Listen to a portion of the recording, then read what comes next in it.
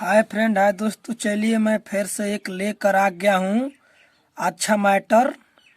और कोई भी सिंगर गाना चाहता है तो प्लीज़ ये गा सकता है गाना, कोई दिक्कत नहीं है। तो चलिए मैं ये पहले ही से लिख चुका हूँ। देखिए यहाँ पर मुखड़ा है, तो मुखड़ा यहाँ पर अंतर है। तो देखिए पहले मुखड़ा हम बता रहे हैं, ठीक है। तो पहले चालू करने से पहले सोच रहे हैं कि जो भी भाई हमारे चैनल पर है नए है तो सब्सक्राइब कर दीजिए, और हमारे चैनल को सब्सक्राइब करिए और लाइक करिए, कमेंट करिए और शेयर करिए।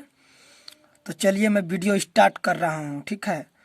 तो देखिए पहले यहाँ पर हम क्या लिखा है कि 4 दिन से भइल बाटे हल्ला, गरम बा हमरो मुहल्ला। 4 दिन से भइल बाटे हल्ला, गरम बा हमरो मुहल्ला। यहाँ पर देखिए गाइस, हल्ला मुहल्ला में तो बंदी लड़ गया। देखिए लिखने से पहले क्या होता है, कोई भी दोस्त चाहता है कि गाना हम कैसे लिखे कैसे सीखे, तो हमारी इस प्लीज वीडियो को काटिएगा मत, आप ध्यान से देखिए। आपको गाना लिखने का एकदम तरीका हम अच्छे से बता रहे हैं, आपको समझ में आ जाएगा। ये वीडियो काटेंगे तो समझ में नहीं आएगा। जब आप सीखना चाहते हैं तो आप वीडियो को फुल देखिए, ठीक है। बस ज़्यादा समय नहीं लेंगे, 4 या 5 मिनट तक में हो जाएगा। तो चलिए हम लेकर चलते हैं इस वीडियो में, समय नहीं गवाए। तो देखिए यहाँ पर क्या गाना लिखने से पहले तुकबंदी लड़ना चाहिए। जैसे कि यहाँ पर देखिए कि 4 दिन से भइल बाटे हल्ला, आ गरम बा हमरो मुहल्ला। यहाँ पर हल्ला मुहल्ला, तो देखिए यहाँ पर हल्ला है तो यहाँ पर मुहल्ला है, तुकबंदी लड़ गया। तो हमारा गाना इससे ये 2 बार गाना है। हल्ला मुहल्ला लड़ गया तो 2 बार यहाँ पर गाना है। ये जब म्यूजिक बजेगा यहाँ पर 2 बार गाना है। तब कि भाई बाटे हमार पहाड़ा में, एक बार गाना है यहाँ पर। आ जान बाची नहीं भागला में, खोजे गोइल बाटे बहारा में। जान बाची नहीं भागला में, खोजे गोइल बाटे बहारा में। देखिए जान बाची नहीं भागला में, भागला में बहारा में मैच कर रहा है। तो हमारा गाना ये सही हो गया। ये भी गाना जो है स्टेप, ये स्टेप 2 बार गाना है। तो देखिए सबसे पहले गाना में यही खासियत होता है कि कोई भी गाना में तुकबंदी अगर ना लड़े तो आपको गाना अच्छा नहीं लगेगा, या गाना आपको गलत बताया जाएगा। जब आपका तुकबंदी लड़ जाता है अच्छा से, जैसे कि हल्ला मुहल्ला, खोज गोइल बट्टे बहारा में, जान बाची नहीं भागला में, बहारा में भागला में, ऐसा तुकबंदी लड़ना चाहिए, तब गाना सही होगा, नहीं तो नहीं होगा। तो मुखड़ा तो हम बता दिया आपको किस टाइप पर मतलब हम लिखे हैं। देखिए सबसे पहले गाना अगर आप राइटर है लिखते हैं तो ठीक है, तो तुकबंदी अपना देखिए। हल्ला मुहल्ला जैसे लड़ाए हैं, जैसे कि भागला बहारा में तुकबंदी लड़ रहा है, तो ऐसा लड़ना चाहिए, तब आपको गाना सही होगा। तो चलिए मैं अब जो सिंगर गाना ये गाना चाहता है गाने के लिए, तो हम उनको बता देते हैं गाकर, ताकि उनको समझ में आ जाए। तो देखिए हम गा रहे हैं, आप ध्यान से सुनिए।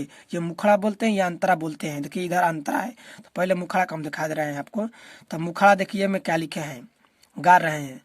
देखिए सबसे पहले गाना वही हिट करता है जो मार्केट में लवर पर या भातार वाला सॉन्ग पर मार्केट में हिट करता है सॉन्ग। तो देखिए हम उसी पर लिखे हैं, गा रहे हैं कि 4 दिन से भइल बाटे हाला, गरम बा हमरो मुहल्ला।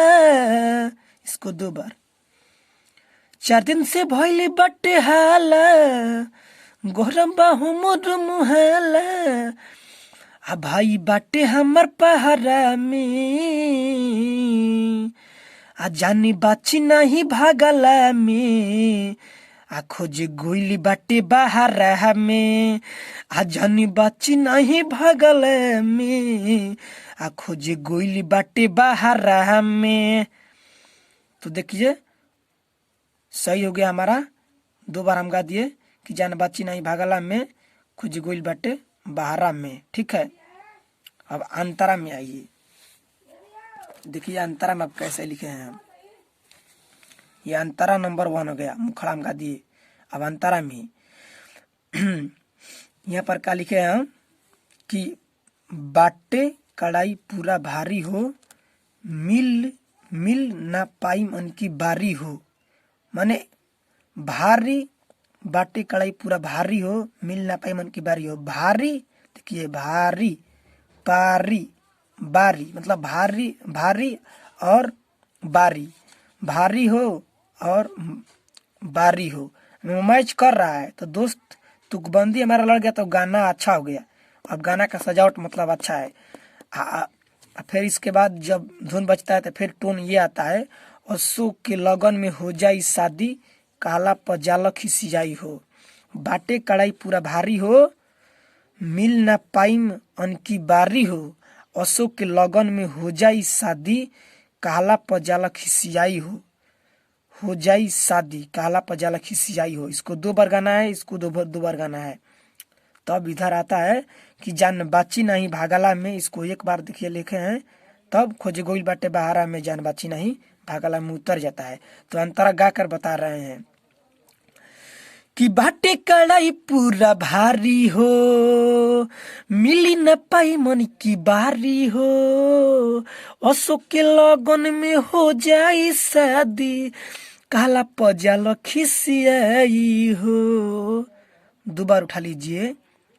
बाटे कड़ाई पूरा भारी हो, मिली न पाई मन की बारी हो, अशोक के लगन में हो जाई शादी, काला पजाला खिसियाई हो, कि जानी बाची नहीं भागला में,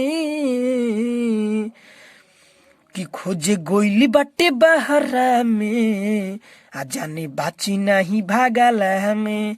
अरे वहीं पर मुखड़ा वाला कर लीजिए सिनेमा, कि जानी बाची नहीं भागला में, आ खोजे गोइली बाटे बहारा में। तो मुखड़ा अंतरा है। कोई भी सिंगर चाहता है गाने के लिए तो ये गाना गा सकता है, ठीक है, कोई इसमें दिक्कत नहीं है। और सिंगर हमारा से पर्सनल गाना लिखवाना चाहते हैं तो हमारी मोबाइल नंबर है 82 870 59 424, ठीक है। इस पर कॉल करिए, आपको गाना लिख कर मिला जाएगा, ठीक है। तो चलिए, हमारे सबसे पहले चैनल को सब्सक्राइब कर दीजिए, लाइक कर दीजिए, शेयर करिए, और फिर से आपको अगली वीडियो में हम लेकर आएंगे। चलिए बाय।